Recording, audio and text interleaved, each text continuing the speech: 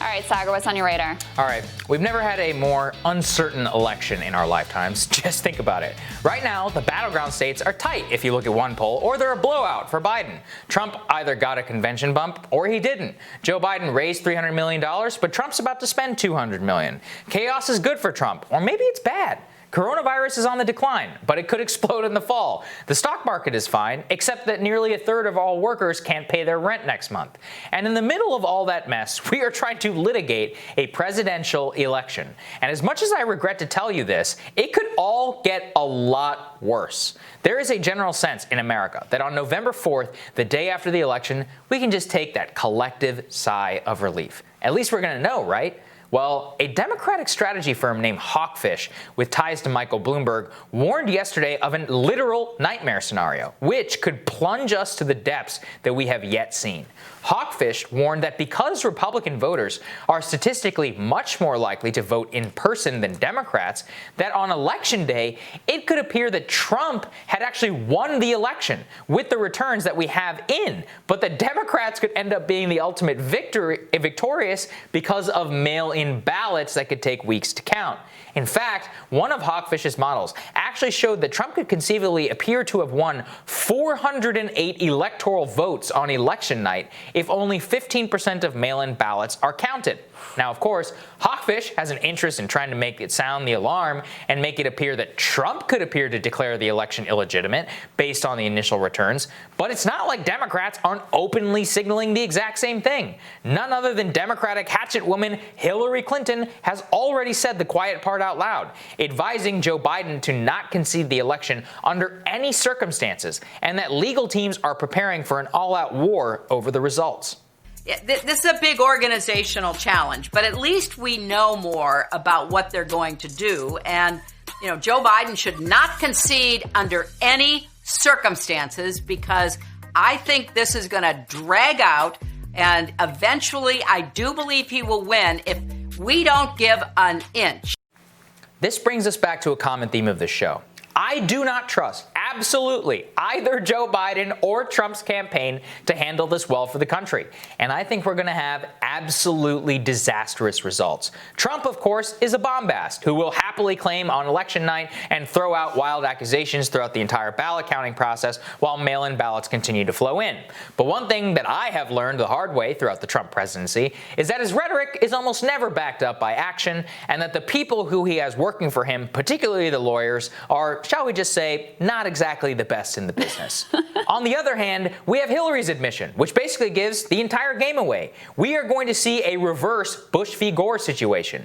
If you think that Joe Biden, Hillary Clinton, Ronald Klein, and many of the other most powerful Wall Street-connected lawyers in America don't have a plan right now to disqualify as many Republican ballots as possible, then you're a naive fool. Just take a look at the state of the New York primary. More than 10 times the number of normal absentee ballots were sent in for the primary. 6 weeks after the election, the results in razor-tight primaries were still unclear. Thousands of ballots were disqualified because of the type of postage stamp. Thousands more were discarded for minor errors. Thousands more never even arrived at people's homes. It took until August 4th, 6.5 weeks after the election, to certify it. That's just New York, a well-funded state with tens of millions of Americans who live there, and by all accounts, a pretty well-run election bureau. So what about smaller states with less experience in mail-in balloting? Or states like Florida or Arizona, both swing states with huge elderly populations? The script for one of the greatest electoral messes in American history is written before the movie has even begun. And to be clear, this is an absolutely realistic scenario through which millions could take to the streets on both sides to protest the results of the election. Think about this. Is there any institution that you really have faith in right now? The media? I mean, they're bigger liars than the politicians. The government hasn't exactly covered itself in glory with their coronavirus response. And the only people who've handled coronavirus worse than the feds are the states, which are actually in charge of administering these elections. Think about the swing states in 2020.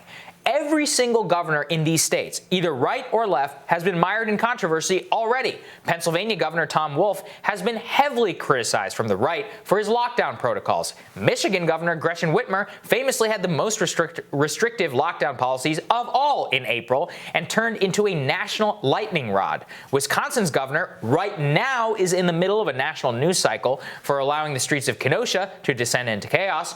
Georgia's Governor Brian Kemp was nationally famous for lifting lockdowns really early, as was Florida's Governor Ron DeSantis.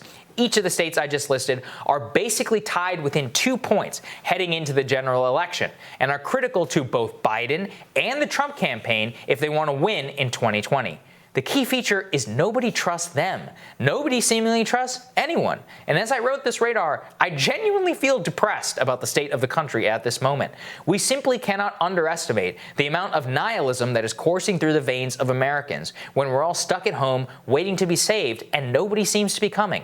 It's the logical conclusion of 40 years of neoliberalism, of the hollowing out of our sociocultural life, and a replacement of vapid entertainment products, the encouragement of substance abuse by major drug companies. I really only hope that we make it out of this election intact and on the road to a better life. But to be honest, there's no real reason for me or anyone to believe that right now.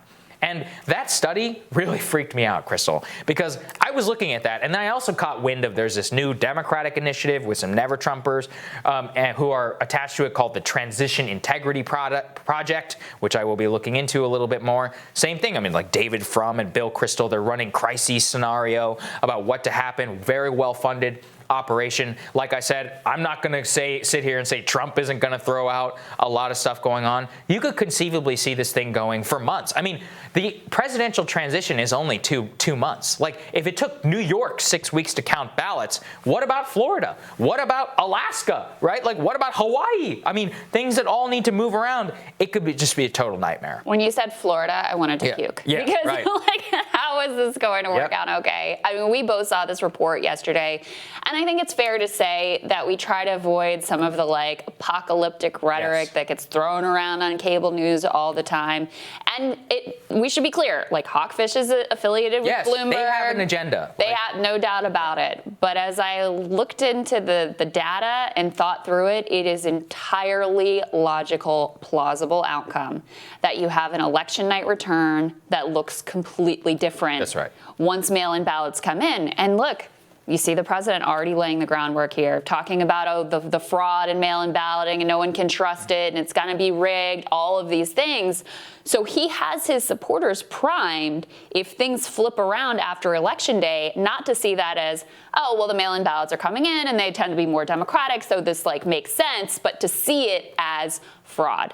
I mean, we've been covering here, this country is a powder keg. Yes.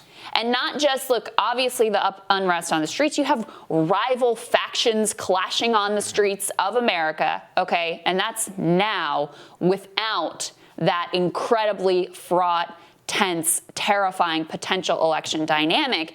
And then you have all the underlying factors. You have the financial and economic stress. You have the mental health stress. Yes. I mean, the number of people who say that they're contemplating suicide, the number of people who report suffering from depression. This is a stressed, angry, anxious nation. And I just think back to Bush v. Gore and the way that all happened. And of course, Florida, who was governor of Florida? Jeb was governor of Florida. Katherine Harris was the Secretary of State of Florida, who was Bush's campaign co-chair. I mean, it was extremely dirty. And ultimately, the Supreme Court gave up on getting an accurate count and was like, we're just going to make you president.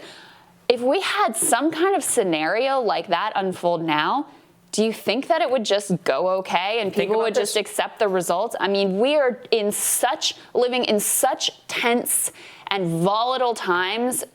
To me, this was a really terrifying, eye-opening moment when I thought through this because, again, yes, Hawkfish has their agenda, but it makes sense what they're saying. Their analysis isn't wrong. I mean, I thought about it too. I'm like, okay, what if it comes down to Michigan? Gretchen Whitmer certifies election and makes Biden president. You think that's going to go, do you think that's just going to be okay? Yeah. It's the same thing. I mean, we could see this. Every one of the states that I listed could conceivably be that tipping point. Wisconsin even, or Florida with Ron DeSantis. You think the Biden campaign is just going to sit there and accept a Ron DeSantis close certified election? No way. And so every way that we look at it, I just see things primed for a complete and total disaster. And that's the thing. Reading more about the Transition Integrity Project, what Hillary has said, and more, I'm actually convinced that this whole, because if the mail-in ballots start to get processed late, and the way that it generally works is that teams, election monitors, and they get to challenge different things based on the ballots, get things legally disqualified. Well, in New York, for example, New York City had prepaid postage, and that ended up being disqualified by the New York State Election Board. Well, which way does New York City vote, right? So you can find these different types of things if you're a Republican or a Democrat, and I think the Democrats are much more well-funded and better at they have a lot more lawyers who are working for them this time around, who would easily do the same thing and be like, oh, well, that county didn't abide by these rules, so you have to throw out all these ballots. Yeah. And there will be an all-out war, the way there was over hanging chads, and monitoring for, do we qualify this or not, and going after heavily Democratic or heavily Republican counties. I can just totally see it. And of course, I mean, Trump has the Supreme Court on his side. I mean, you'd be a fool if you didn't have lawyers engaged thinking about these various scenarios right now. Like, let's be clear about that, because it is going to be a mess. And you don't even have to go into the land of the theoretical. You pointed to New York. Yes. There's a very close result there for a congressional district between challenger Suraj Patel and Carolyn Maloney. The difference between them was smaller than the number of ballots that were disqualified, mail-in ballots that were disqualified, or for how the election results could completely turn upside down, you can look to St. Louis, Missouri, and Cori Bush versus Lacey Clay. When we went to bed, or at least when I went to bed that night, I was like, oh, Lacey Clay held on. Too bad. Maybe she'll try again next time around. And when we woke up in the morning, it was like, oh my God, as the ballots came in and mail-in ballots were counted, she was able to completely turn it around and end up winning that race. So we've seen that dynamic play out. And Charles Booker, too. He won on election day and then lost on the absentee ballots. Exactly right. So we've seen that scenario play out a few times. It's not crazy whatsoever to think, and in fact, expect that it's likely that it happens on election day. And it is a potentially very, very nerve-wracking, scary scenario. Yeah, I just wanted to warn everybody, and I am looking forward to Crystal's radar. That's next.